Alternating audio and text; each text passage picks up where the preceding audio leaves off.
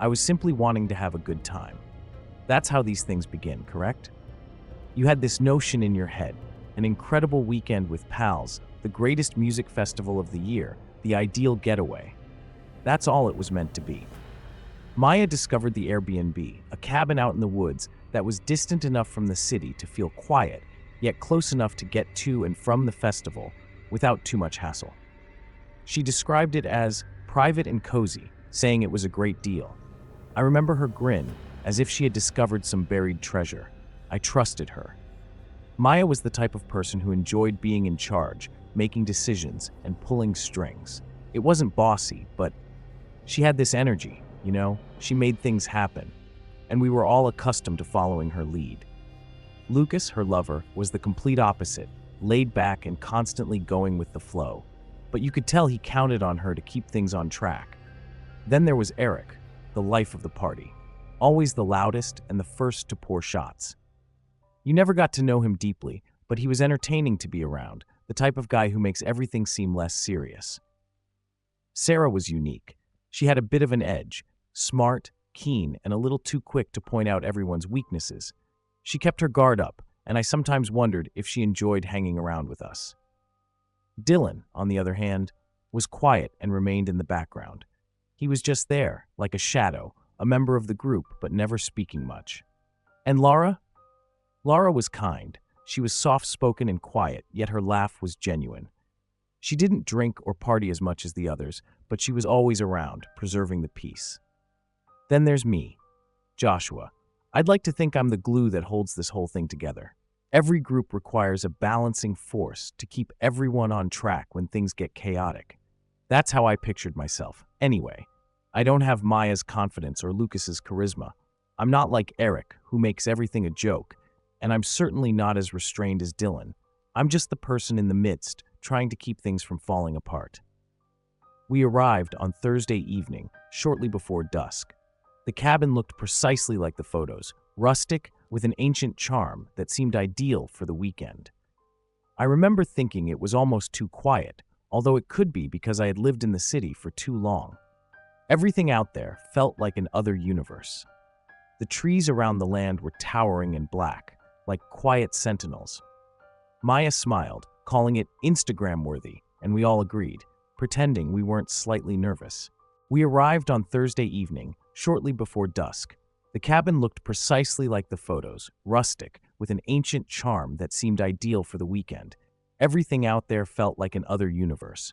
The trees around the land were towering and black, like quiet sentinels. Maya smiled, calling it Instagram-worthy, and we all agreed, pretending we weren't slightly nervous. The first night was normal, with music blasting and beverages pouring. We let loose, prepared for the event. Eric was in the kitchen, digging through cabinets for nibbles, while Sarah was busy opening her fancy bag. She was always concerned about appearances, even outside. Lucas and Maya were sneaking off to one of the rooms, their laughing ringing down the corridor. Nothing strange, just some pals having a wonderful time. But as the night wore on, something changed. It's hard to put into words, but have you ever felt like you were being watched? Even though you know it's impossible, you feel like someone is there. Dylan was the first to mention it, claiming he saw something from the window, a shadow. Eric laughed it off, claiming he was just paranoid because of the drink, but Dylan insisted. He swears something moved outside. Maya brushed it off, but I noticed how his gaze lingered on the window after that. Later, when we were all gathered around the fire pit outside, the talk got bizarre. Sarah, with her customary bluntness, mentioned that there were no other dwellings for miles. "What if something happens?" she inquired quietly, almost testing the waters. Lucas dismissed it, calling her theatrical. "We are in the middle of nowhere, Sarah. That's the entire point. No one will bother us." But there was a flash in his eyes that suggested he wasn't so sure. When it became late, I went to my room, and for a time, everything seemed good. Normal, even. But while I lay there, staring up at the ceiling, the silence seemed thick and almost oppressive. I kept thinking about Dylan's expression, the way he seemed so certain of what he'd seen. And then Maya's laugh, which seemed a touch too forced as she attempted to calm everyone down. It did not sit well with me, but I dismissed it, thinking myself that was just the alcohol interfering with my mind. I should have trusted my instincts. I woke up to Maya's screaming. This wasn't one of those funny shrieks she'd let out when Eric tried to scare her. It was something else.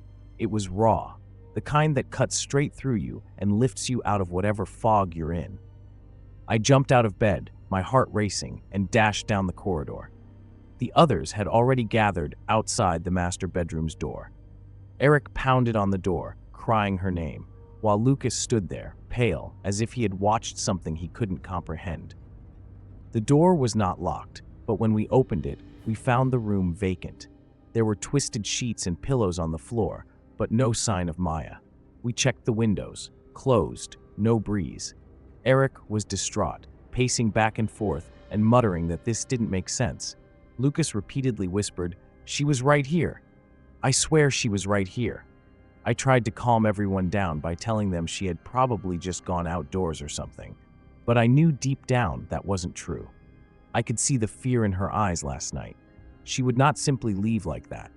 Sarah, the skeptic, claimed she had gone to get some air and would return. She attempted to sound confident, but I noticed her hand shaking as she adjusted her spectacles. I told everyone to divide up and look outdoors. Dylan remained behind, saying he would wait in case Maya returned. I didn't blame him. He always avoided conflict and liked to keep in the background. We set out, headlights cutting through the darkness, each rustle of leaves raising my pulse. I kept yelling out her name, but all I heard was my own voice echoing back. When we reconnected, no one had seen her. Eric was sweating and his voice broke as he asked, "What the hell is going on?" Lucas remained silent, staring at the ground, while Sarah tried to be reasonable, suggesting we should wait a little longer. But as the minutes passed, I noticed her determination deteriorating. I felt a sense of obligation pressing on me. Maya was our friend, and she was basically the leader of our group. If anything had happened to her, we were all responsible. Back inside, the atmosphere was tight. Lara sat on the couch, looking lost, and Dylan remained by the window, his eyes darting around as if he expected her to appear at any moment. We decided to search the entire house from top to bottom. The basement was frigid, the kind that seeps into your bones, but we discovered nothing, just dusty furniture and some old crates. Upstairs, Eric searched every closet and corner, but found nothing. It was as though she had vanished into thin air. Hours passed, and panic began to set in. Sarah was pacing, moaning about how this didn't make sense, and Eric began blaming himself, claiming he should have stayed with her. But it was Lucas who appeared the worst. He sat at the kitchen table, gazing at his hands and muttering, "I was right there. I was right there." I wanted to say something to make him feel better, but I lacked the words. It seemed like whatever I said would be a lie, and just when things couldn't get any worse, we discovered her. She was inside the bathroom, behind the shower curtain. Lucas drew it back, and I'll never forget his expression, the way his eyes widened and his hands shook as he lowered the curtain. Maya's corpse lay crushed on the floor, her eyes open but lifeless, staring at something no one could see. Her complexion was pale, and there were these red, furious lines around her neck, as if she had been strangled. I felt the entire room whirl. Sarah shouted, and Eric stepped back, covering his mouth. Lucas simply sank on his knees, murmuring her name over and over. I attempted to contact 911, but my phone would not connect. There is no signal, not even one bar. I could feel the walls closing in and the reality of what was happening collapsing. How does someone disappear from a closed room and end up in that situation? Dylan and Lara drew me aside, both of them looking as terrified as I was. "We need to leave," Lara said quietly, her voice barely holding together. "Something's not right here." Lucas refused to move. He remained alongside Maya, his hands quivering as he caressed her hair, his gaze fixed on hers as if he could bring her back simply by gazing hard enough. I wanted to draw him away and make him understand that we needed help, but I could not. I was frozen. Eric attempted to persuade him that we needed to get out and seek help, but Lucas simply shook his head. "She wouldn't leave me," he continued insisting. "She wouldn't." I could hear the desperation in his voice, the way he clung to that last thread of hope. But I knew, deep down, we all knew, something was terribly wrong. In that moment, I realized we were trapped.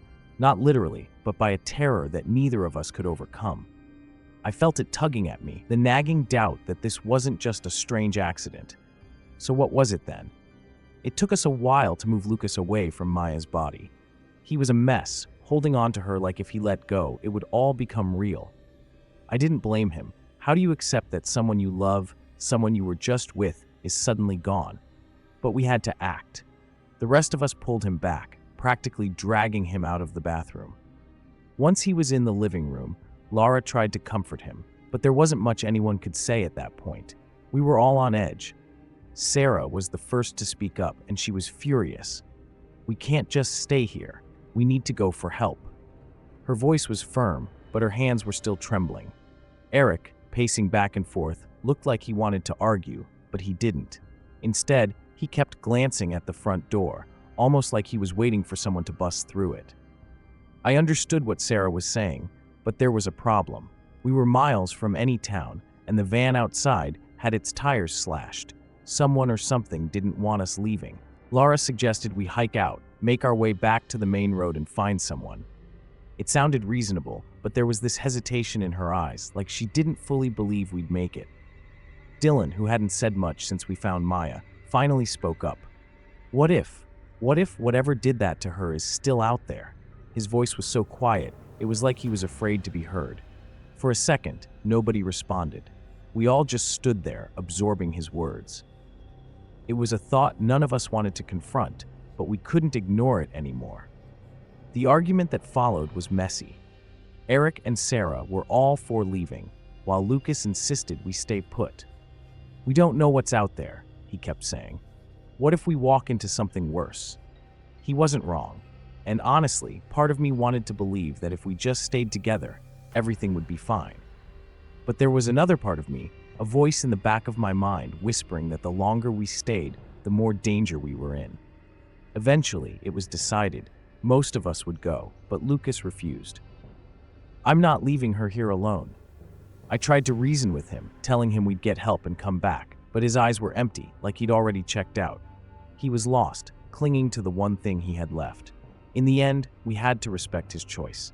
Eric, Sarah, Dylan, Laura, and I gathered what we could: flashlights, jackets, a couple of knives from the kitchen, and headed out. Stepping outside felt like walking into another world. The air was cold, and the woods seemed endless, the trees closing in around us. We moved quickly, not speaking much, just focused on getting as far as we could. I kept thinking about Maya, about how we'd been so careless, so eager to have fun, that we didn't see the danger creeping in. Eric led the way, his flashlight bouncing off the dirt path. I followed, trying to keep my thoughts straight, but every snap of a twig made me flinch. My grip tightened around the knife in my pocket. About 20 minutes into the hike, Dylan stopped suddenly. "Did you hear that?" he whispered, his eyes darting left and right. We all froze, listening. At first, it was just the wind, but then, faint and distant, there was a rustle. Eric shrugged it off, saying it was probably an animal. But the look in his eyes said he wasn't convinced. We pressed on, moving faster now, the fear growing with each step. And then, out of nowhere, we heard it. A scream, sharp and high-pitched. It was Sarah. We spun around, and there she was, clutching her arm, blood seeping through her fingers. "Something grabbed me," she shouted, her face pale as she stumbled back. Laura rushed to her side, trying to see the wound. It wasn't deep, but it was real enough to send a chill through me. I scanned the area, flashlight sweeping through the shadows, but there was nothing, no one. "Keep moving," Eric yelled, pulling Sarah up. We picked up the pace, practically running now. I felt my heart hammering, each step echoing in my head. It was like the woods were alive, watching us, pushing us further into darkness. But I had to stay calm. For them. For myself. "Just keep going," I told myself, even as doubt clawed at my thoughts. "We'll get out of here." Another mile, maybe two. We finally saw it, an opening ahead. Relief washed over me as the trees started to thin, the road visible beyond. But as we broke through the tree line, a realization hit me like a punch in the gut. The road was there, sure, but there was no sign of life. No headlights, nothing. Just the empty stretch of asphalt fading into the night. When we hit the road, there was a moment, just a split second, where I almost believed everything would be okay. It felt like reaching the end of a nightmare, like the danger was behind us. But it wasn't. The road stretched out, empty, no signs of life. No cars, no distant lights, nothing. I could feel everyone's panic creeping back. Dylan's eyes darted around, and Sarah clutched her arm where she'd been grabbed, her breathing shallow and quick. I tried to keep them calm. We'll follow the road until we find help. We just have to stick together. My voice sounded steadier than I felt. Eric nodded, but there was doubt in his eyes. It was the first time I saw him hesitate. Laura stayed close to me, her hand gripping my sleeve like a lifeline. She whispered, "What if we're going the wrong way?" And I wanted to tell her that was impossible, but I couldn't. I didn't know anymore. We were deep into something, and the way the night closed in, I could almost feel it tightening around us. We kept walking, our footsteps echoing against the pavement. The trees on either side felt closer now, like they were watching. I kept telling myself to focus, to keep everyone moving. That's what I had to do. But then, Eric stopped. "Do you see that?" he said, pointing down the road. At first, I didn't see anything, but then a faint shape, hunched and still, appeared just ahead. It looked like a figure standing in the middle of the road. Sarah grabbed my arm, her grip tight. "Josh, we need to turn back," she whispered. But I shook my head. We needed to know if it was someone who could help. I moved forward, keeping my flashlight steady. The others followed, close behind. As we got closer, the shape became clearer, an old man, face hidden under a hood. He stood there, unmoving, like he'd been waiting for us. My instinct screamed to stop, but my feet kept going. I had to know. I called out, "Hey, are you all right?" No response. He didn't even flinch. Eric stepped up beside me, his eyes locked on the man. Maybe he's lost too. But deep down, I knew that wasn't true. Something about the way the man stood, like he belonged to the road itself, didn't sit right. I took a step closer, the beam of my flashlight cutting through the shadows. "Sir?" I tried again, and then he looked up, his eyes, dark, empty, locked onto mine. In that moment, it felt like he saw right through me. I froze, every nerve screaming to back away, but I couldn't move. The others stood behind me, silent, watching. The old man's lips curled into a smile, cold and knowing. "You've come a long way, Joshua," he said, his voice like gravel. It was the first time I heard my name, and the way he said it sent a chill down my spine. I stepped back, pulling the others with me. "We need to go," I whispered, not even trying to hide the fear in my voice. But the man's gaze stayed locked on me, unblinking. "Running won't change a thing," he continued. "This is your path." His words hung heavy in the air. I forced myself to turn away, pulling Laura and the others along as we moved down the road, faster now, practically running. But it didn't take long for things to unravel. Sarah stopped, her face pale. "We've been here before," she said, pointing to the bend ahead. "It's the same spot." I looked around, my mind racing. She was right. The trees, the way the road curved, it was like we'd walked in a circle. But that didn't make any sense. We'd been moving in a straight line the whole time. Eric's voice cracked. "What the hell is going on, Josh?" I didn't have an answer.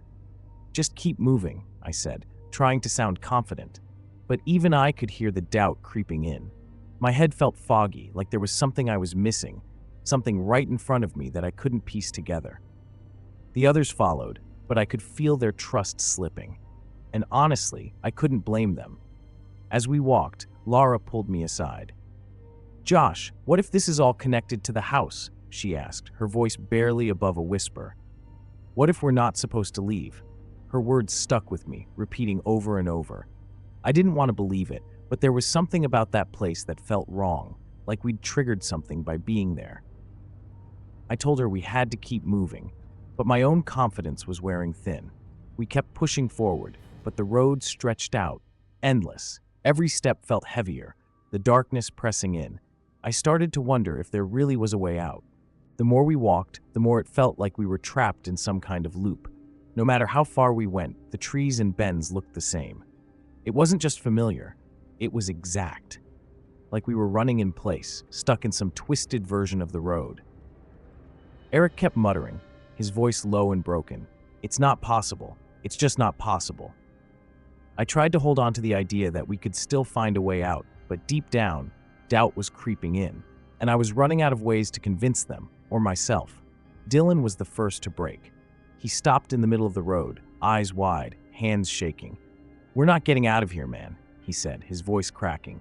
"This isn't real. This can't be real." Lara tried to pull him along, but he pulled back, panic taking over. "Something's playing with us." The way he said it, so sure, made my skin crawl. I had to keep them together, had to keep moving. I didn't know what else to do. "We keep walking until we find something," I said, trying to sound calm, but I could feel the cracks forming in my own composure. We kept moving, but it was like everything was closing in around us. Sarah's breathing grew faster. She clung to Eric, eyes darting, like she was waiting for something to jump out from the shadows. Then, out of nowhere, she screamed and pointed to the ground. There in the dirt was a small object, a piece of paper, crumpled and old. I picked it up, and my stomach dropped. It was a photo of us, the 6 of us standing in front of the cabin, smiling like we didn't have a care in the world. But the faces were wrong. Maya's eyes were blacked out, and someone had scratched through the rest of our faces, leaving only mine untouched. I felt my hands go cold. "Who did this?" I demanded, looking at the others, but their faces were as confused as mine. Lara stepped closer, her voice shaking. "Josh, how is this possible?" I had no answer. The picture looked aged, the edges frayed like it had been there for years, yet we had taken that photo just yesterday. The others stared at me, expecting me to lead, to make sense of it all. For the first time, I felt like I had no control. The one thing I was supposed to be good at, keeping everyone calm, was slipping away. Eric pulled the knife from his jacket, eyes scanning the road. "We're not alone out here," he said, voice barely above a whisper. I knew he was right, but admitting it felt like admitting defeat. Dylan was trembling, and even Lara, who had been so steady, looked lost. Sarah clung to Eric, her grip tight enough to turn her knuckles white. I tried to stay focused, but that photo, it kept playing in my mind. Why was I the only one left untouched? We decided to head back. There was no point in pretending anymore. The road wasn't taking us anywhere. But when we retraced our steps, it was like the woods had shifted. The path seemed longer, the trees denser. The air felt suffocating, and the darkness swallowed our flashlights, making every step feel heavier. The feeling that something was following us grew stronger. I couldn't shake the sense that we were being watched. No one said it, but I could see it in their eyes. Halfway back, Eric stopped again. "I don't trust this," he said, eyeing me like he'd never seen me before. "You've been leading us, Josh. How do we know you're not part of this?" The accusation hit hard. "What are you talking about?" I snapped back, but there was doubt in his face, and I could see Sarah and Dylan exchange glances. It was like they were starting to turn on me, questioning everything. Lara stepped between us, trying to diffuse the tension. "This isn't helping. We need to stick together." Her voice was firm, but I saw the uncertainty in her eyes. I felt a pang of guilt. I wanted to prove that I was on their side, that I was as confused as they were. But something in the back of my mind felt off. Like there was a piece I was missing, something I couldn't grasp. Then, we reached the clearing where the cabin should have been, but it wasn't there. The spot was empty, just an expanse of dirt and dead leaves. It was like the cabin had never existed. I looked around, my chest tightening. "This can't be right. We were just here," I muttered, but the others backed away, fear etched on their faces. Dylan pointed at me, his expression panicked. "You brought us here, Josh. This is all because of you." The words cut deep, and I tried to deny it, to tell them it was impossible. But then, I remembered the photo. The way my face was untouched, the way the others had been crossed out, and the man on the road, how he knew my name. Suddenly, everything felt wrong, like I had been the one pulling the strings all along without even knowing it. The realization sank in, heavy and suffocating. I looked at Lara, and the fear in her eyes made it all clear. "It was me," I whispered, the truth hitting me like a punch. "It's been me this whole time." The others stared, frozen, and I knew they felt the shift. The air was charged, like the woods were alive, feeding off our fear. And as the shadows crept closer, I knew there was no way out. I've always been drawn to stories that sit right on the edge of reality, those whispers of truth buried under layers of mystery. So when I heard about this old man living alone in the mountains, I knew I had to make a film about him. His name was Maurice, and for years, he'd been hiding from the world. No social media, no friends, not even a grocery store visit. It was like he'd vanished, but not completely, just enough to leave a shadow. I saw this as my chance. My final project for film school needed to be big, something that would make people talk. And Maurice, well, he was the perfect enigma. Getting to him wasn't easy. The cabin was miles from the nearest town, tucked away down a winding dirt road that most people wouldn't even know existed. When I first pulled up, the place looked abandoned. The wood siding was weathered, the windows covered in grime. I almost turned back, thinking I'd gotten the wrong address. But there he was, standing on the porch, staring right at me like he'd been expecting me. He was thin, his skin pale like he hadn't seen the sun in years. And those eyes, they watched me like they were seeing through me, sizing me up. "Are you the filmmaker?" he asked, his voice rough, like he hadn't used it much lately. I nodded, and he didn't say anything else for a while, just stared, like he was deciding if I was worth his time. Then, almost reluctantly, he gestured for me to come inside. The air inside was stale, and the walls were lined with old newspaper clippings, photographs, and stacks of dusty books. It felt like stepping into another time. Maurice didn't speak much during that first meeting. He answered my questions with short, clipped sentences, and when I pressed him for details, he'd change the subject or go silent. But I noticed things, small, almost imperceptible details, like how he seemed to flinch whenever I mentioned the outside world, or how his eyes would linger on certain objects around the room, as if they held memories he wasn't ready to share. It was like he was both guarded and desperate to tell his story, all at once. After a few days, he started to open up. Not all at once, just little pieces here and there, like puzzle fragments. He told me he used to be a private investigator, back in the 80s. He specialized in missing person cases. It sounded like something out of a noir film, but the way he said it, it was clear it had taken a toll on him. He described cases that never got solved, families he couldn't help, and the ones that still haunted him. There was one case, in particular, that he seemed hesitant to mention, like just talking about it might bring back everything he'd been running from. The cabin itself felt strange. It wasn't just the isolation. There was something about the way the shadows moved at night, how the wind seemed to push through the cracks in the walls, carrying sounds that didn't quite belong. I'd hear creaks and thumps in the dead of night, and when I'd ask Maurice about it, he'd shrug it off, but there was a look in his eyes, something wary. He didn't sleep much. I'd catch him pacing the small space, muttering to himself like he was arguing with someone I couldn't see. One night, he invited me to go through his old case files. "Might help you understand," he said. I was excited. It felt like I was finally getting somewhere. But as we went through the files, I realized just how much he'd been holding back. The clippings were graphic.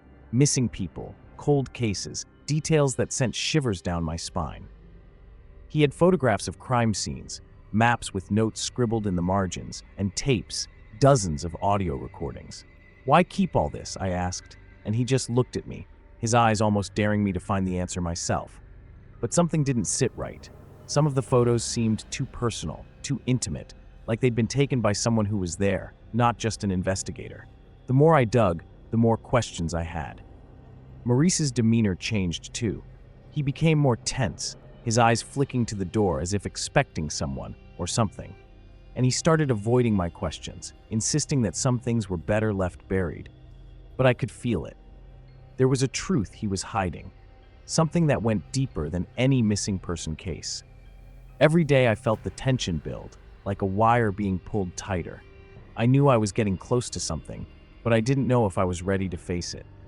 Maurice's behavior became increasingly erratic. He'd disappear for hours, leaving me alone in the cabin with those old files and the eerie silence. Sometimes I'd hear footsteps outside, but when I'd check, there was nothing, just the night stretching out, empty and still. It felt like the whole place was watching me, waiting for me to piece together a puzzle I didn't even know I was solving. Looking back, maybe I should have stopped there, but I was too deep in. I was hooked. Maurice was holding on to a story, and I was determined to get it, no matter what it took. The more time I spent at Maurice's cabin, the more the place seemed to close in on me. The woods outside felt like a wall, blocking everything out. Days bled into nights, and Maurice grew more agitated, like he was wrestling with something he couldn't put into words. One night, while we were sitting in the dim light of a single lamp, he finally started talking. "There are things," he began, almost whispering, "that people don't want to find."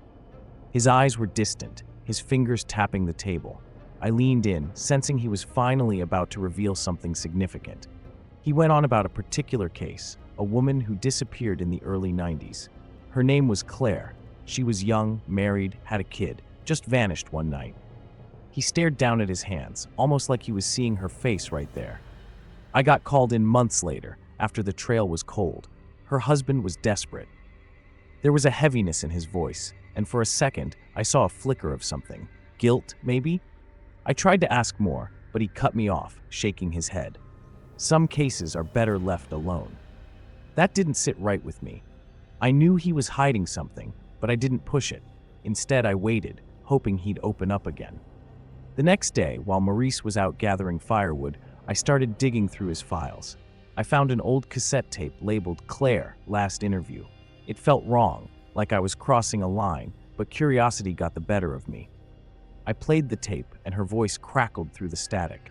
She sounded afraid, almost pleading, and then Maurice's voice, calm, professional, asking questions. But something about his tone was off, like he knew more than he was letting on. Listening to that tape made my skin crawl. I kept replaying it in my head, trying to piece together what had happened. When Maurice came back, he found me holding the tape recorder. For a moment, he just stood there, staring. "You shouldn't have listened to that," he said quietly. His voice was cold, his eyes dark. It was the first time I felt genuinely afraid of him. I tried to act casual, like it was no big deal, but he wasn't buying it. "You need to be careful with what you dig up," he warned. "Some stories, they don't end well." I didn't sleep much that night. I kept thinking about Claire, wondering what she'd gone through and why Maurice had kept that tape. Around 3 a.m., I heard a noise outside, like footsteps crunching on leaves. I sat up, my eyes fixed on the window, but it was too dark to see anything. For a second, I thought I saw a shadow move past, but when I blinked, it was gone. I told myself it was just the wind, but a part of me wasn't so sure. I lay there, wide awake, listening, waiting for whatever might come next. The next morning, Maurice acted like nothing had happened. But his mood had shifted. He was tense, constantly glancing toward the door. He insisted we work on filming outside, far from the cabin. I agreed, not wanting to stay cooped up in that place any longer. As we walked through the woods, I tried bringing up Claire again, hoping he'd open up. "You ever think about the ones you couldn't find?" I asked. Maurice paused, his eyes scanning the tree line. "Every day," he muttered, then added, "but some things you just have to leave behind."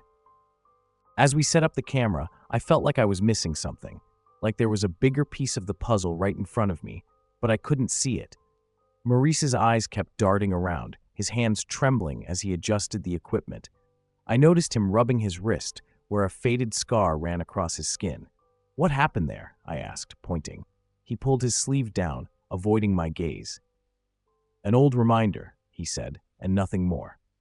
By late afternoon, we wrapped up filming, and I couldn't shake the feeling that Maurice was hiding something bigger than just a failed case.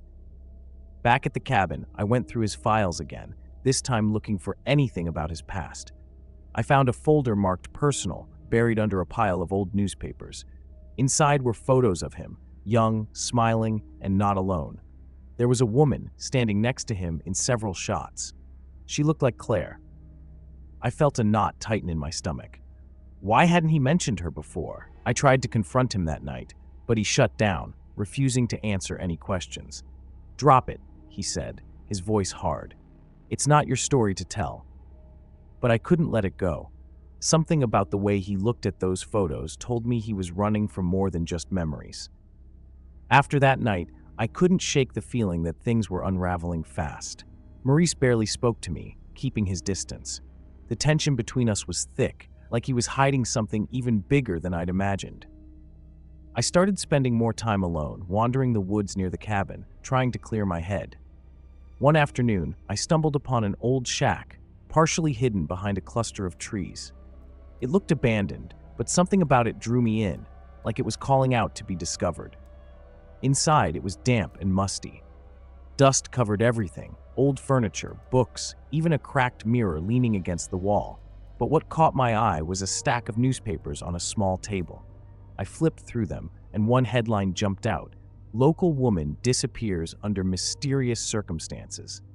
The photo was grainy, but I recognized her face, Claire. It was the same woman from Maurice's pictures. I felt a chill, not from fear, but from the realization that Maurice had been deeply involved in this case, more than he'd let on. I brought the newspaper back to the cabin, hoping Maurice would explain. But when I showed it to him, he froze. His face went pale, and for a moment, I thought he might lash out. Instead, he just stared at the headline, his hands gripping the paper tightly. "You don't know what you're getting into," he finally said, his voice barely above a whisper. "Some things are better left buried." I could see the fear in his eyes, but it only made me more determined to find out the truth. That night, I couldn't sleep. I lay there, listening to the sounds outside, the distant rustle of branches swaying in the wind. My mind kept racing, connecting dots that didn't quite fit. Why was Maurice so invested in keeping Claire's story hidden? What was he afraid of me finding? I knew I had to be careful, but I also knew I couldn't just walk away without answers. The next morning, while Maurice was busy outside, I decided to go back to the shack and dig deeper. When I got there, I searched every corner, looking for anything that could give me more clues. In a drawer, I found a faded journal. The handwriting was messy, but I could still read it. The entries talked about Claire's last days, how she felt watched, how she believed someone was following her. The more I read, the clearer it became that whoever wrote this knew her intimately. I turned the page and saw Maurice's name. My heart sank. He had been part of her life, and not just as an investigator. I took the journal back, my hands shaking. I felt like I was piecing together a puzzle that didn't make sense. Back at the cabin, Maurice was waiting for me. "You went back there, didn't you?" he asked, his voice low and cold. I didn't deny it. "I found this," I said, holding up the journal. He didn't reach for it. He just stared at me, his expression unreadable. "That was a mistake," he whispered. "Some stories don't have happy endings." I could feel the weight of his words, but I wasn't ready to give up. "What happened to her, Maurice?" I demanded. "Why are you hiding this?" He shook his head, looking defeated. "It's not about what happened," he said. "It's about what's still out there." His words hung in the air, heavy with meaning, but he refused to elaborate. He got up and walked out of the cabin, leaving me alone with the journal and more questions than before. I flipped through the pages again, searching for anything that could give me a lead. One entry mentioned a clearing deep in the woods, a place Claire had gone to meet someone. I decided to check it out. If Maurice wouldn't tell me the truth, I'd have to find it myself. It was a risk, but I was in too deep to back out now. As I hiked through the woods, I couldn't help but wonder what I was walking into. The trees grew denser, the light filtering through the branches, making it harder to see. I felt the air grow colder the deeper I went. Finally, I reached the clearing. It was empty, just a patch of grass surrounded by trees. But something felt off, like the place had its own presence. I stood there, scanning the area, when I noticed something glinting near a rock. I moved closer and saw a small locket, half buried in the dirt. I picked it up, and when I opened it, I saw Claire's photo inside. My breath caught. She had been here, but why had she left this behind? I turned to head back to the cabin, but a shadow moved at the edge of the clearing. I stopped, squinting into the trees. For a second, I thought it was Maurice, but the figure was too tall, too broad. It didn't move, just stood there, watching. I felt a jolt of fear, my instincts telling me to run. But as I took a step back, the figure vanished, like it had never been there at all. I rushed back to the cabin, my heart racing. What had I just seen? Was it just my imagination, or was someone watching me? I slammed the door behind me, desperate to block out whatever was lurking outside. Maurice was sitting at the table, head in his hands. He looked up as I entered, and I could see the concern etched across his face. "Did you find anything?" he asked, his voice shaky. I held up the locket, the metal glinting in the dim light. "I found this near the clearing. Claire was here, Maurice. Why didn't you tell me?" His eyes widened, and for a moment, I thought he might crack under the pressure. "You don't understand," he said, leaning forward. "Claire wasn't just some case for me. I cared about her. I didn't want you to get involved. I could see the conflict in him, but I needed answers. What happened to her? What are you hiding? He hesitated, glancing at the door as if he expected something to come through. There are things in these woods, things that shouldn't be disturbed, he murmured. Claire didn't just disappear, she crossed a line. We all have our demons, and some are darker than others. I felt a chill run through me. What kind of darkness was he talking about? I could see he was struggling to hold back, so I pressed on. What do you mean? What did she find? Maurice stood up abruptly, running his hands through his hair. You need to let this go, for your own sake. His tone shifted, turning defensive. What if you find something you can't handle? What if it changes you? I was tired of the vague warnings and half-truths. I can handle the truth, Maurice, but I won't be left in the dark. My determination seemed to ignite a spark in him. He took a deep breath and sat back down. Fine, he said finally. Claire found something in those woods, a ritual site. She thought it was some kind of ancient magic. I tried to convince her to leave it alone, but she was obsessed. She believed it could bring back the dead. I stared at him, stunned. Bring back the dead? That's insane. Maurice nodded, looking pained. But that's what she wanted, and I couldn't stop her. After that night, everything changed. The weight of his words settled heavily in the air. I felt as if the walls were closing in. What happened that night? I pressed. Tell me. He leaned closer, lowering his voice. We went to the site together. I begged her to turn back, but she wouldn't listen. She thought she could summon something that would answer her call. When it didn't work, she became frantic. Then it got dark. I leaned in, hanging on every word. What do you mean it got dark? Maurice clenched his fists, eyes darting around the room. I lost her. She was gone in an instant. One moment she was there, and the next, it was like she had never existed. I searched for hours, but she was just gone. I felt a lump in my throat. You think she's still out there? I don't know, he replied, his voice barely above a whisper. But something is. Ever since that night, I've felt watched. I've seen things in the woods that I can't explain, things that should be left alone. He looked at me, desperation in his eyes. You need to understand, you're playing with fire. I don't want you to suffer the same fate. The tension hung thick between us, and I could feel my own fears bubbling to the surface. Then let's find her, I said, my resolve hardening. We can't just leave her out there. We owe it to her. Maurice's face twisted in anguish. No, you don't understand. We can't go back there. Not again.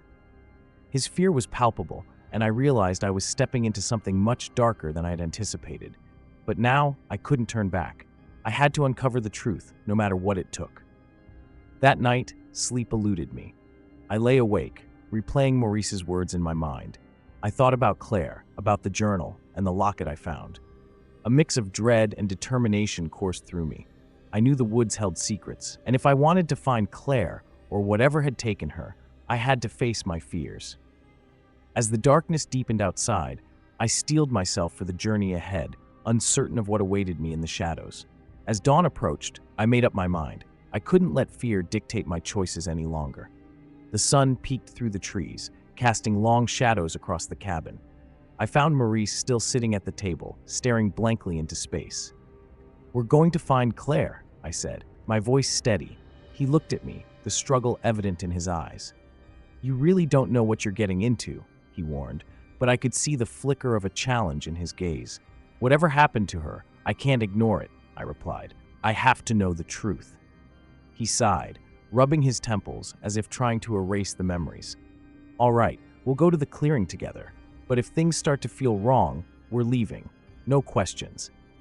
I nodded, grateful that he was willing to face this with me, yet terrified of what we might find. As we stepped outside, the air felt different. It was crisp but charged, as if the very atmosphere was alive with energy. We headed toward the woods, the underbrush crunching under our feet. Each step deeper into the forest made my pulse quicken. Do you remember what happened that night? I asked, trying to keep the conversation flowing, to keep the fear at bay. Maurice hesitated before answering, his eyes distant. I remember every detail, he admitted. The way Claire laughed, the way she lit up when we reached the site. It was supposed to be a fun adventure. But then, his voice trailed off. and I could see the pain etched on his face. But then everything spiraled out of control, I finished for him. He nodded solemnly, and I could feel the weight of his regret. As we reached the clearing, a sense of foreboding enveloped us. The trees loomed taller, their twisted branches like skeletal fingers reaching out. I spotted a faint outline of what seemed to be an altar, overgrown with vines and moss. "This is it," I whispered, my heart racing. Maurice shuddered. "Let's not linger." But something pulled me closer, a magnetic force that I couldn't resist. I knelt beside the altar, brushing aside the foliage. As I did, I found remnants of candles and strange symbols carved into the stone. "What is this place?" I murmured. Maurice's face paled. "This is where she tried to summon whatever it was she thought would help her." I glanced up, seeing his fear reflected in my own eyes. "And what if it worked?" I pressed, dread creeping into my mind. "Then we need to get out of here," he urged, panic rising in his voice. But something caught my attention, a glimmer among the leaves. I reached for it, pulling out a small wooden box. It was old and intricately carved, the same symbols etched into its surface. I looked at Maurice, bewildered. "What is this?" He stepped back, his expression shifting from fear to something darker. "Don't open it," he hissed. "You have no idea what you're dealing with." But the curiosity overwhelmed me. I pried open the lid, and inside lay a tangle of dried herbs and a crumpled note. As I unfolded it, my heart sank. It was Claire's handwriting, frenzied and desperate. To awaken what was lost. I read aloud, but before I could finish, a chill swept through the air, making the hairs on my neck stand up. Suddenly, the ground trembled beneath us, and shadows danced at the edges of my vision. "We need to go!" Maurice shouted, grabbing my arm. But I was frozen, the note slipping from my fingers. I was struck by a realization. Claire hadn't just vanished. She had called something into this world. And whatever it wasn't finished with us. As we sprinted away, the forest seemed to close in around us. Twisting branches reached for us as if alive. I could hear whispers, almost like laughter, echoing behind us. I stole a glance back at Maurice, and his face was pale with fear. "What did you do?" he yelled, and that's when I understood. We had awakened something, and it was now hunting us down. Just as we reached the edge of the woods, a deafening roar split the air. My heart pounded as I turned to see a dark figure emerging from the shadows. It was too late to turn back. Whatever we had disturbed was now fully aware of us. In that moment, I knew we had crossed a line that could never be uncrossed. The horror of what lay ahead gripped my mind. We were not just searching for Claire anymore. We were fighting for our very lives. I always thought I had a good handle on things when it came to my son, Lucas. As a single mother, I prided myself on being involved in every aspect of his life. I'd attend parent-teacher meetings, help him with homework, and chat with him about his day. But recently, something shifted. The boy who used to burst through the door with excitement now stepped inside with his head down, avoiding my gaze. I felt a knot tightening in my stomach. Was this just a phase, or was it something deeper? One afternoon, as I was preparing dinner, I overheard him on the phone with a friend. At first, it seemed like a normal conversation, until I caught snippets of it that made my heart race. "I just can't take it anymore. I wish I could just disappear," Lucas said, his voice barely above a whisper. I froze, the spatula slipping from my hand and clattering against the tile. Those words echoed in my mind, sending shivers down my spine. How could my bright, lively son feel this way? I had to find out what was going on.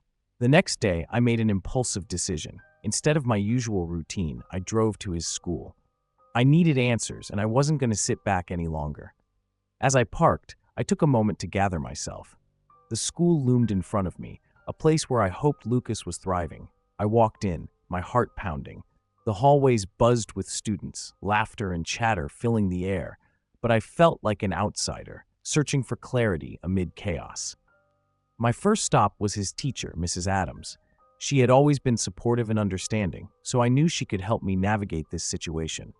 As I sat down with her, I watched her expression shift from curiosity to concern.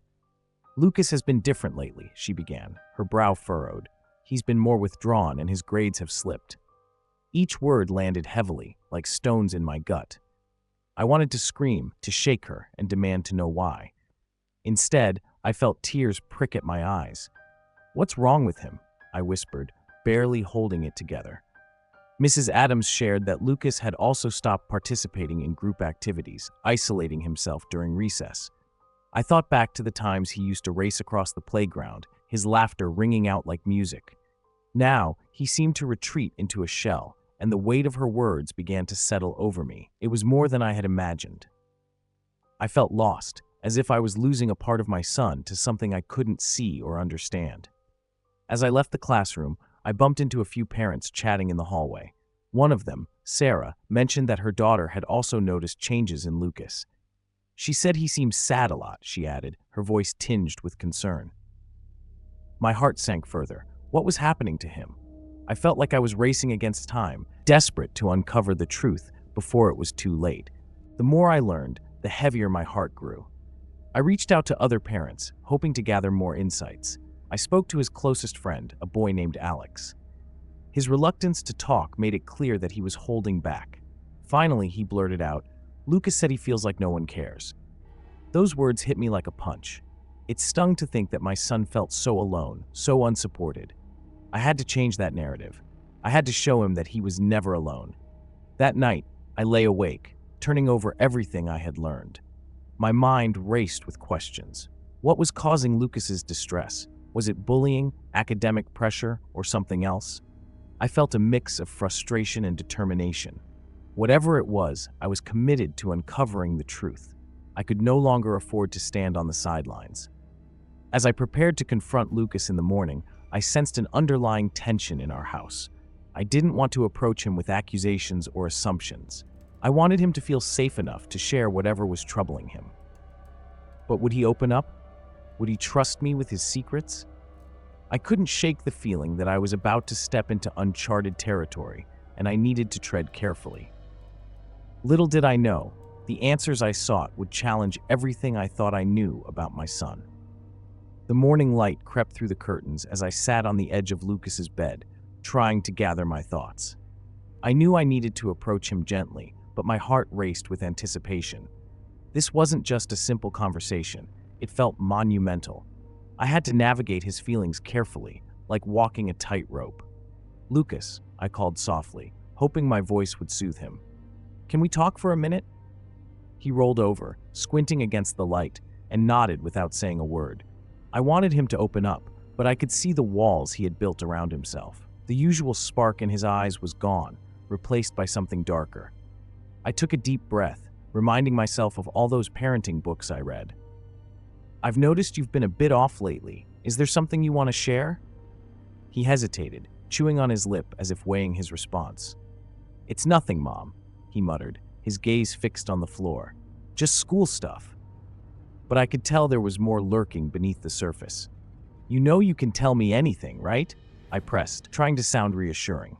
I recalled the countless times I had told him that same thing, hoping it would resonate today. After a moment, he let out a heavy sigh. "It's just, things have been weird." That one sentence opened a door I wasn't sure I was ready to walk through. "Weird how?" I asked, my curiosity piqued. His voice dropped to a whisper. "Some kids have been acting strange around me, like they don't want me around. I don't get it." My heart sank. Bullying had been a nightmare I had hoped we'd never face. "I'm so sorry, Lucas," I said softly, my mind racing with thoughts of how I could help. "What have they been saying or doing?" He shrugged, looking more lost than ever. "It's just, they ignore me. Like I'm invisible. It's like I'm the only one who cares." The weight of his words hit me. It was a reality many children faced, but I never expected it would touch my son. I decided it was time to dig deeper. "Do you want to tell me who they are?" I asked, hoping to bring some clarity to the situation. He looked at me, eyes full of uncertainty. I don't know if that would help. I felt a mix of frustration and helplessness. I wanted to protect him, but how could I if he wouldn't share his pain? "Please, Lucas, I need to know," I urged, sensing the urgency of the moment. He finally mumbled some names, the kind of kids I had seen in the hallway during pickup, always in a tight-knit group, laughing and joking while others lingered on the outskirts. I knew how cruel children could be. I remembered my own struggles in middle school. I wanted to assure him that it wouldn't last forever, but the truth was, I felt a familiar sting of dread. What if this continued to escalate? What if it became something far worse? Before I could respond, Lucas shifted in his seat, his eyes wide. Mom, what if I'm just not cool enough? That hit hard. I remembered the pressure I felt as a teenager, constantly trying to fit in and be liked. It's not about being cool, sweetie. It's about being true to yourself, I said, hoping to instill some confidence. But even as I spoke those words, doubt crept in. Would that be enough to lift his spirits? After a few more moments of silence, Lucas stood up and walked to the window, staring out at the world beyond. I could feel the heaviness of his thoughts hanging in the air, and I desperately wished I could take it all away. I just don't know what to do, Mom, he said, turning back to me. I feel so alone. Hearing those words made me want to cry. I could see my little boy grappling with something far beyond his years. In that moment, I realized we needed a plan. I couldn't just sit back and let this unfold. We'll figure this out together, I promised, reaching out to place my hand on his shoulder. You're not alone in this. I'm right here. As I watched him nod slowly, a flicker of hope ignited in my chest. But deep down, I knew we were only scratching the surface of a much deeper issue, one that would require more than just words of comfort. And with that thought lingering in my mind, I prepared for what lay ahead. After our heart-to-heart, I felt a surge of determination. It was time to investigate what was really happening at school. I decided to meet with Lucas's teacher, Miss Thompson, the next day. She had always struck me as a caring educator, someone who genuinely wanted to understand her students. I hoped she could provide insight into what Lucas was facing and how I could help him navigate these troubled waters. As I sat in her classroom, surrounded by colorful posters and students' artwork, I felt a wave of nostalgia wash over me. This was a place of learning and growth, yet I sensed an underlying tension. When Miss Thompson walked in, her warm smile reassured me. "Thank you for coming, Mrs. Johnson," she said, gesturing for me to sit. I could see genuine concern etched on her face, and I hoped this would be the start of unraveling the mystery. Lucas has been acting differently lately. I began, feeling my heart race. He mentioned some kids are treating him strangely. Miss Thompson nodded slowly, her brow furrowing. I've noticed he seems quieter in class, and he often looks lost in thought. It's unusual for him. Her words struck a chord. I had sensed that something had shifted, but to hear it confirmed felt unsettling. Do you know what might be causing this? I asked, hoping she had answers. Unfortunately, I've heard whispers among the students, she admitted, lowering her voice as if sharing a secret. Some kids have been making offhand comments, teasing him. It's subtle but hurtful. I felt anger bubbling inside me. The thought of my child being bullied, even in small ways, made my blood boil. What kind of comments? I pressed, desperate for specifics. Miss Thompson hesitated before answering. They've called him weird and said he doesn't fit in. Kids can be cruel, especially at this age. It's often about finding their place in a social hierarchy. Her words brought back memories of my own struggles with acceptance during middle school. I recalled the pressure to conform, the longing to belong. It's a chapter many people would rather forget, but it felt like a reality check for me. I just want to protect him, I said, the weight of my concern heavy on my heart. What can we do to help? Miss Thompson leaned forward, her eyes earnest. The best approach is to encourage Lucas to talk about his feelings. We need to create an open environment at home and in the classroom, maybe even involve the school counselor. I nodded, appreciating her insight. It felt empowering to have a plan in motion, yet I couldn't shake the unease in my gut. After our meeting, I felt a sense of urgency. Lucas deserved to feel safe and accepted. When I got home, I sat down with him again. I spoke to your teacher today, I began, watching his expression shift from curiosity to anxiety.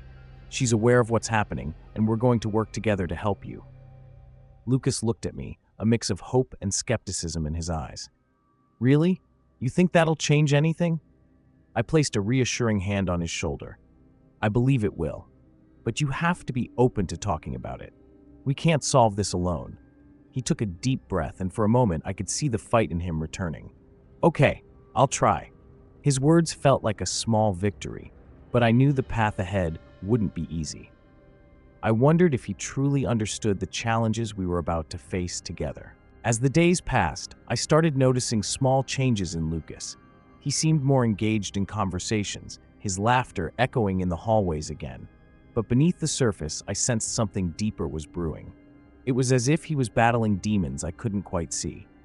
I decided to reach out to the school counselor, Miss Ramirez, to gain further insight into the situation. When I walked into her office, I felt a mix of apprehension and hope. "Thank you for meeting with me," I said, sitting across from her. "I'm worried about Lucas. He's been dealing with some bullying." Miss Ramirez leaned back, her expression serious. "Bullying is a complex issue, and it often leaves lasting scars. I've been working with a few students who have reported similar experiences." Her response sent chills down my spine, reinforcing the reality that this was a broader issue than I had imagined. As we discussed strategies to support Lucas, I couldn't shake the feeling that there was something more lurking beneath the surface. What if this was just the beginning? I left the office with a sense of dread. How far would this go?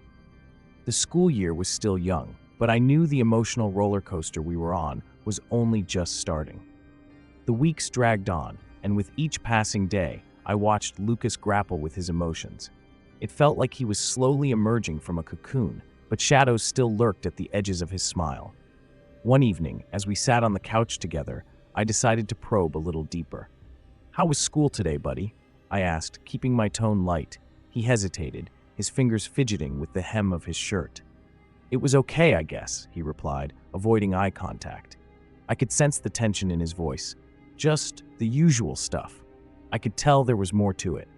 "Lucas, if something is bothering you, you can talk to me. I promise I won't get mad." His eyes darted toward me, revealing a flicker of uncertainty. "It's just, sometimes I feel like I don't belong," he finally admitted, his voice barely above a whisper.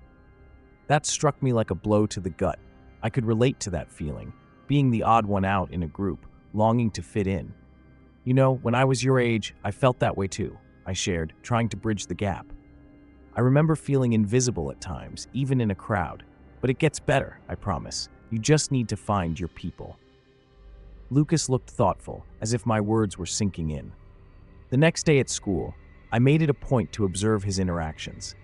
I was determined to understand the dynamics he faced. As I watched from a distance, I noticed a group of kids whispering, their laughter ringing out like a warning bell. My heart raced.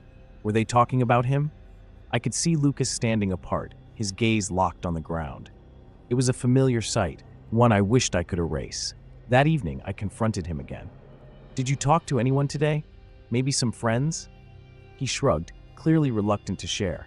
"I don't know. I just don't feel like I can trust anyone." That comment sent a chill down my spine. How could I help him if he felt so isolated? "You're not alone, Lucas. I'm right here," I insisted, but I could see the doubt lingering in his eyes. After a few more days of this back and forth, I decided it was time for a new approach. I wanted Lucas to feel empowered, so I suggested we both attend the school's upcoming open house. "It'll be fun," I said, trying to sound enthusiastic. "You can show me around and introduce me to your classmates."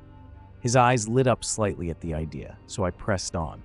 "Plus, we might even meet some of your teachers. It could help you feel more connected." The night of the open house arrived, and I felt a mix of excitement and anxiety. I wanted this to be a positive experience for Lucas. We walked through the bustling hallways, filled with laughter and chatter. I could see him warming up to the idea as he pointed out his favorite spots, but there was still an underlying tension. What if he faced awkward encounters? As we approached one classroom, I spotted a couple of kids whispering and glancing our way. My heart sank.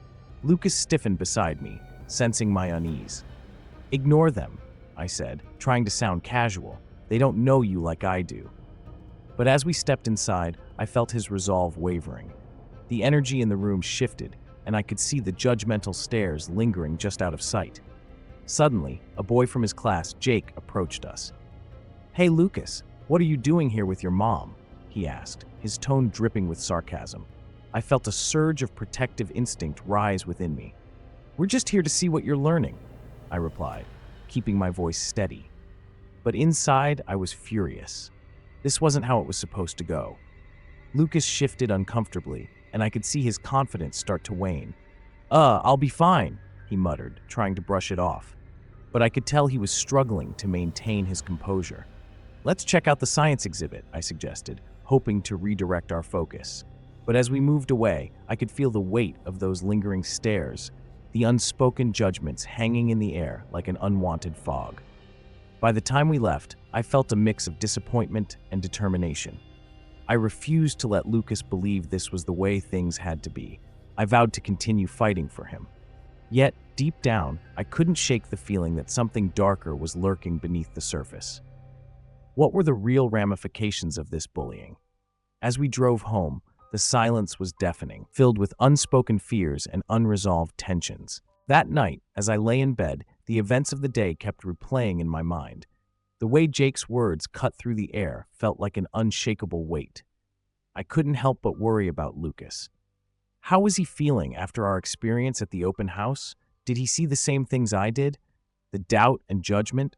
I tossed and turned, haunted by thoughts that refused to fade away. The next morning, I decided to check in on him again. I walked into his room, and he was staring blankly at the ceiling. "Hey, buddy," I said softly, trying to sound cheerful. "How did you sleep?" He shrugged, avoiding my gaze. I felt a pang in my chest. I wanted so badly for him to open up. "If you want to talk about what happened, I'm here," I offered, but his silence spoke volumes. Later that afternoon, I received an unexpected call from the school principal. "We've noticed some troubling behavior in Lucas's class," she said, her voice steady but concerned. "We want to ensure he feels safe here." My heart sank as she explained that there had been reports of bullying. I could hardly process her words. How had I missed the signs? The notion that my son was suffering in silence sent a chill down my spine. As I hung up, I felt a mixture of anger and sadness. I couldn't help but replay moments I'd brushed aside. Lucas's hesitations, his refusal to share, all the little signs that pointed to something deeper.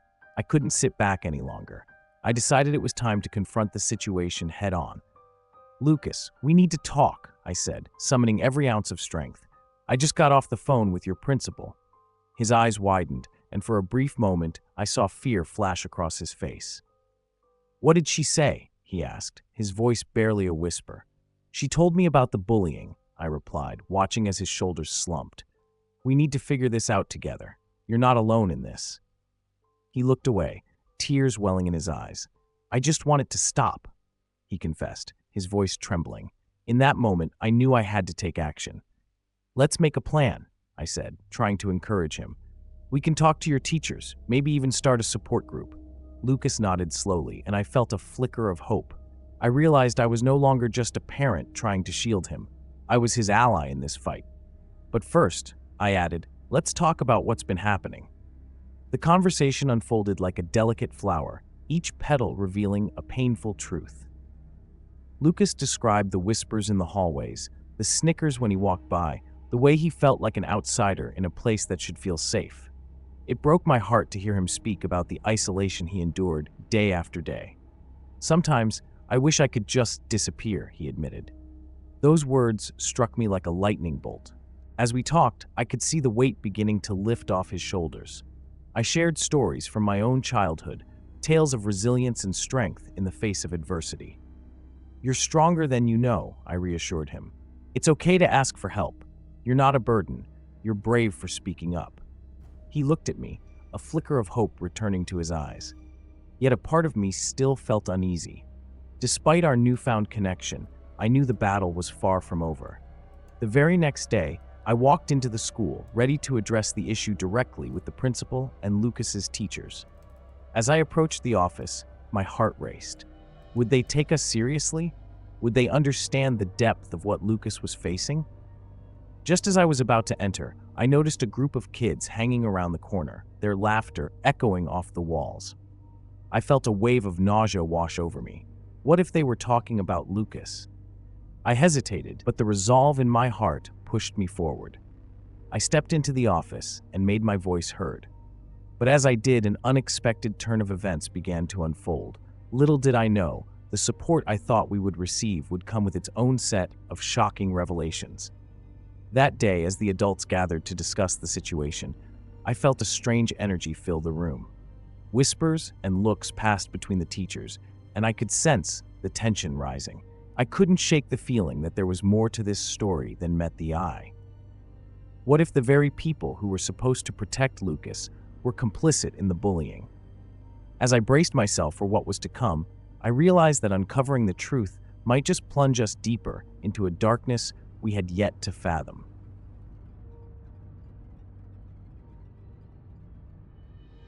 Leaving everything behind felt like a weight lifting from my chest, yet the burden of uncertainty clung to me. I glanced at Lucas, my adopted son, asleep in the back seat, his small frame wrapped in a blanket. He had no idea how much I was sacrificing to keep him safe.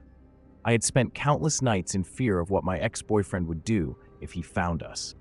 He was charming when he wanted to be, but behind that facade lurked a man capable of terrifying violence. I turned onto a deserted road, the rain hammering against the windshield.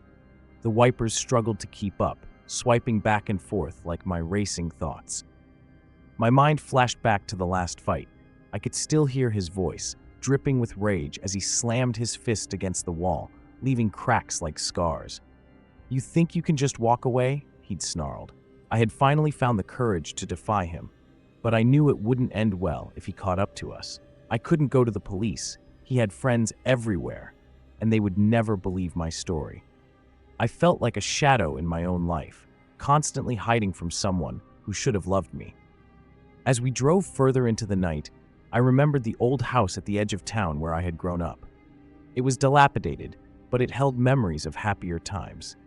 If I could just make it there, maybe we could breathe again, even if just for a moment. The headlights of our car sliced through the rain, illuminating the winding road ahead. It felt oddly freeing, like I was driving into a new reality, leaving behind the pain and fear. Lucas stirred in the back, and I caught a glimpse of his face in the rearview mirror. His innocence tugged at my heart. I wanted him to grow up without knowing the kind of darkness that had haunted me for years. It was my job to shield him from that, even if it meant facing my own demons. The house loomed in front of us, shrouded in shadows and overgrown weeds. Memories flooded back, playing in the yard, laughter ringing through the halls. But those memories were also tinged with sorrow, like the faint echoes of a lullaby that had long since faded away. I parked the car and took a deep breath. "We're safe now, buddy," I whispered, though my voice trembled with uncertainty. I had to believe that. For him, I had to believe that. As we stepped inside, the floor creaked under our weight. Dust motes danced in the beam of my flashlight, painting a picture of abandonment. The air felt thick with the past, each room holding whispers of the life I had left behind. I tried to focus on the present, on making this a safe haven for Lucas, but the shadows seemed to have a life of their own, crawling along the walls and wrapping around us like a shroud. I closed the door behind us, sealing out the world, but it also felt like sealing in something else. I noticed Lucas looking around, wide-eyed and silent. "Mom, is this place haunted?" he asked, his voice barely above a whisper. I chuckled nervously, trying to lighten the mood. "No, sweetheart, just old and empty." But deep down, a chill danced along my spine. I could feel it, a presence waiting in the corners, watching us. We settled into the living room, the old furniture covered in sheets that looked like ghosts themselves. I made a makeshift bed for Lucas on the couch, hoping to ease his anxiety. As he drifted off to sleep, I couldn't shake the feeling that we were not alone. A low creaking sound echoed from the hallway, and I stood frozen, heart racing. "It's just the house settling," I told myself, but doubt gnawed at my insides. Sleep eluded me that night. I watched over Lucas, my thoughts tangled in fear and worry. Outside, the wind howled, sounding like a distant cry for help. I couldn't escape the memories that seeped into the corners of my mind, my past clawing its way to the surface. Little did I know, the very shadows I sought to outrun were about to rise again, entwining themselves with Lucas, as if my past was determined to claim him too.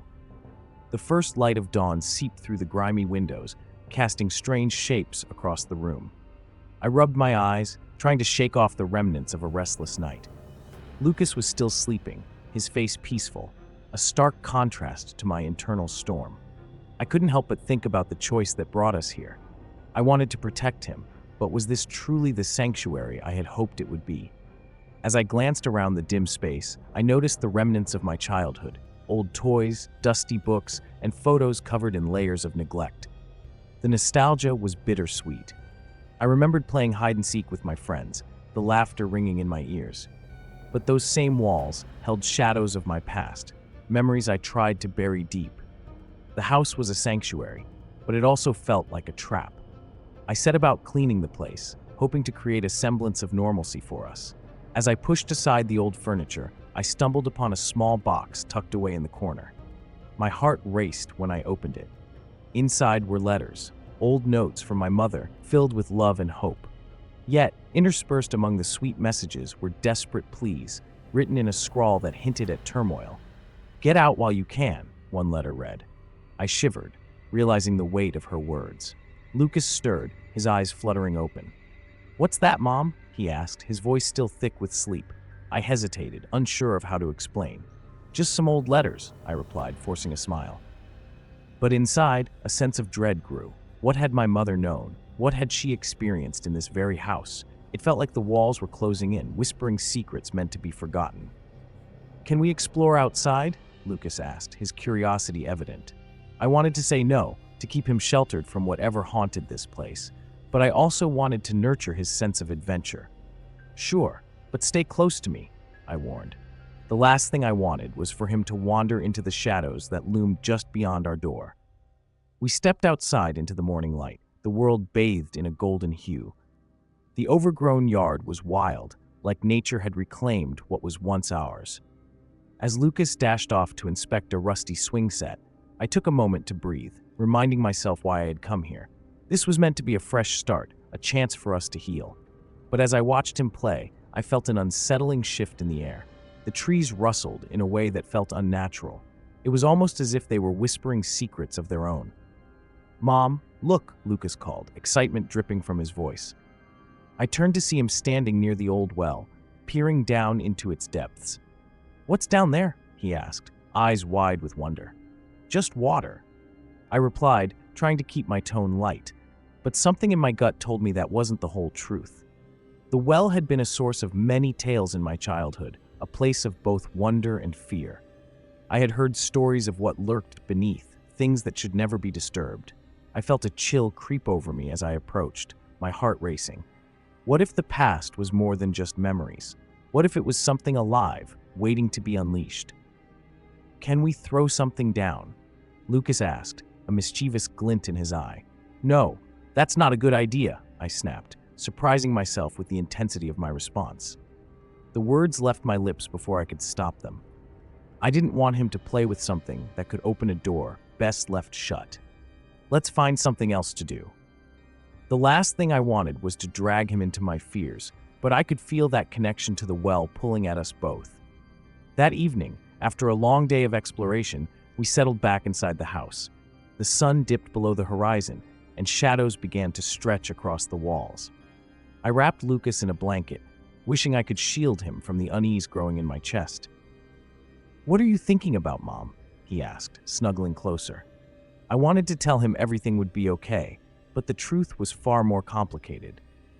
"I'm just tired, buddy. It's been a long day," I said, hoping my smile reached my eyes. But deep down, I couldn't shake the feeling that our refuge might soon become a prison. As darkness enveloped us, the house creaked and groaned, each sound echoing like a warning. Little did I know, the past was stirring, and soon I would have to confront the very shadows I had tried to escape. The nights were growing longer, and with each passing day, I felt the weight of this house pressing down on me.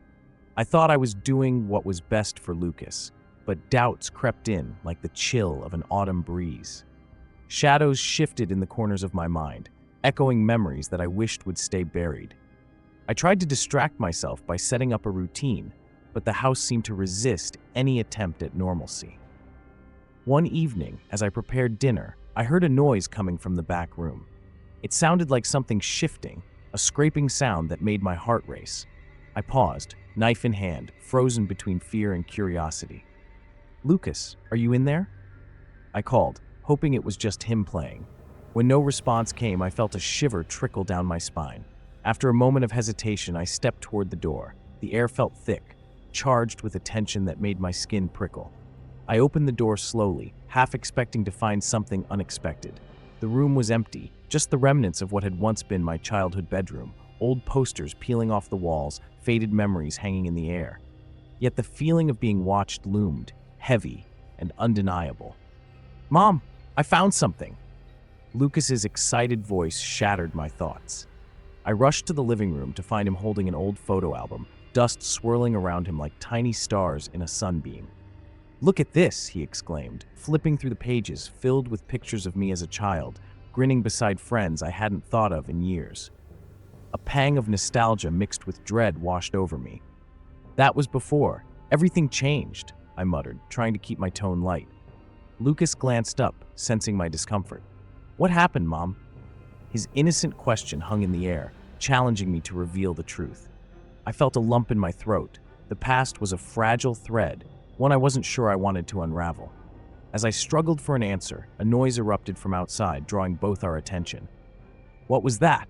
Lucas asked, wide-eyed. "I don't know," I replied, anxiety rising. "Stay here." I made my way to the door, heart pounding. Outside, the wind rustled the leaves, and the old well stood in the fading light, looking eerily inviting. Had it always seemed that way, or was my mind playing tricks on me? I returned to the living room, trying to shake off the unease. Lucas was still flipping through the album, his face illuminated by the glow of the fading sun. "What if we made our own memories here?" he asked, his youthful enthusiasm infectious. "Like what?" I questioned, searching for a distraction. "Like a treasure hunt," he proposed, eyes sparkling. I couldn't help but smile at his innocence, a reminder of the joy we could still find in this place. "All right, let's do it," I agreed, saying, determined to foster his spirit. We spent the rest of the evening searching the house for hidden treasures. Old toys, forgotten notes, and bits of my childhood resurfaced, each item a thread in the tapestry of my past. Yet, despite the excitement, I couldn't shake the feeling that something dark was lurking just beyond our reach, waiting for the right moment to make itself known. As night fell, I tucked Lucas into bed, feeling a mixture of relief and dread. The house was quieter now, but the silence felt loaded. I settled onto the couch, flipping through the photo album he had left open. The pictures told stories, happy days, carefree laughter, but they also held the specter of what had been. My eyes lingered on one image in particular, a snapshot of me standing outside the well, a bright smile on my face that belied the darkness to come. I closed the album, glancing around the dimly lit room. A noise broke the stillness, a soft whisper that sent chills coursing through me. I strained to hear, but it faded as quickly as it had come. Was I losing my mind, or was the house finally unveiling its secrets? My heart raced at the thought. Whatever was lurking here, whatever force was tied to this place, it felt closer than ever. Suddenly, I remembered the letters I had found earlier, the warnings my mother had written. "Get out while you can." As those words echoed in my mind, I knew I had to confront the truth, for both Lucas and myself. But just as I began to process my fear, I heard Lucas calling my name. "Mom, come quick." The urgency in his voice snapped me back to reality, and I rushed to his room, uncertainty clawing at my insides. What had he found now? What awaited us in the dark corners of our sanctuary? "Mom, come quick," Lucas shouted again, panic lacing his voice. I dashed down the hall, heart racing, fearing what I might find. As I reached his room, I saw him standing beside the window, eyes wide and pointing. "What is it?" I asked, trying to catch my breath. "Look." He gestured toward the old well outside, which stood illuminated by the pale light of the moon. I moved closer, squinting into the night. My stomach churned as I noticed a figure. No, a shadow, hovering near the edge of the well. I strained to make sense of it. "Do you see that?" I whispered, dread creeping into my tone. "I think it's moving," Lucas exclaimed, his innocence twisting the knife of fear deeper into my gut. "I don't want to see it anymore." I felt an instinctual urge to comfort him, yet my mind raced with countless questions. What was out there? Had the house always been like this, or had something awakened since we arrived? "Let's go check it out," I said, forcing a steadiness into my voice, even as doubt gnawed at me. I couldn't let him see my fear. "We can't just ignore it." Lucas hesitated, his small frame trembling. "Can we just go back to the treasure hunt?" he suggested, seeking a distraction. "Later. I promise," I replied, keeping my tone calm. Right now, we need to understand what's happening. With that, I pushed the window open, the cool air rushing in, filled with the scent of damp earth and leaves. Stay close to me, I urged, and we both stepped into the night, each hesitant footfall echoing in the quiet. As we approached the well, the moonlight cast eerie shadows that twisted the familiar into the unfamiliar. It's just a shadow, I kept repeating to myself, but deep down, the tension gnawed at my insides. Can you see it? I asked Lucas, who was gripping my hand tightly. He nodded, but didn't speak. When we reached the well, the figure seemed to flicker, as if it were made of smoke. I leaned closer, peering down into the darkness. "Hello?" I called, my voice trembling despite my resolve. "Is someone there?" Silence engulfed me, the air thick with anticipation. Then, out of nowhere, a voice broke through the stillness. "Help me." The plea floated up from the depths, a chilling blend of desperation and longing. I felt a jolt of terror shoot through my veins. It sounded like a cry from another time, echoing with the pain of the past. Lucas gripped my arm tighter. "Mom, let's go back," he begged. "No, we can't. Someone needs help," I insisted, fighting against my own instincts. It was strange. A part of me wanted to flee, but another part felt an undeniable pull toward the voice. What had happened here? What secrets did this well hold? My heart raced, caught between fear and curiosity. Just as I prepared to call out again, I caught a glimpse of something glistening at the bottom of the well. My mind raced with possibilities. Was it a reflection? An object lost to time? Without thinking, I leaned over the edge, trying to see better, but the darkness swallowed the light. Suddenly, the ground beneath me shifted, and I stumbled, nearly losing my balance. "Mom!" Lucas shouted, fear evident in his voice. I regained my footing, stepping back just in time. "I'm okay," I reassured him, though my heart pounded wildly. I couldn't shake the feeling that we were on the verge of uncovering something profound, something connected to my past, to the stories I had tried so hard to forget. "Let's go inside," I finally said, taking a deep breath. "We need to think this through." As we turned away from the well, I sensed the weight of the house pressing down on us, as if it were urging us to confront what lay buried. The shadows loomed larger, twisting with each step we took. Back in the safety of our home, I locked the door behind us, and Lucas curled up on the couch, still shaken. I tried to distract him with a movie, but my mind raced with thoughts of the well and the voice that had called for help. Was it real? Or was my mind conjuring ghosts from my past? I had always told Lucas that fear can often create illusions. But what if this time, it wasn't an illusion at all? The tension lingered like a thick fog, wrapping itself around my thoughts. I glanced at the old photo album on the coffee table, its pages filled with memories. Suddenly, the weight of my past pressed down harder than ever. What had I brought my son into? The night stretched on, leaving us both in a state of uncertainty. As I sat on the couch, Lucas drifted off to sleep beside me, his breathing steady but fragile. I tried to focus on the television, but the flickering images didn't capture my attention. My mind was still racing, circling back to the voice at the well. "What was that?" I murmured under my breath. Why was I so drawn to the darkness, even when it felt dangerous? I glanced at the photo album lying open on the coffee table, the familiar faces staring back at me. Each picture carried memories, fragments of a life I thought I had left behind. There was my childhood home, filled with laughter and love, but also shadows that lurked at the edges. I picked it up, thumbing through the pages. My fingers brushed against an old picture of the well, taken long before it had become a source of nightmares. "Mom?" Lucas stirred, eyes half open. "What's wrong?" He looked so small, lost in a sea of blankets. "Nothing, sweetheart," I replied, forcing a smile.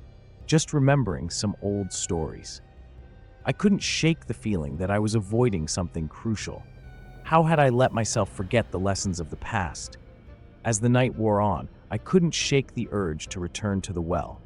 The voice still echoed in my mind, weaving itself into my thoughts like a thread of dread. "I need to know," I said aloud, the words escaping before I could think them through. The idea sent a chill down my spine, but I felt an inexplicable pull. I had to face this head on. I nudged Lucas gently awake.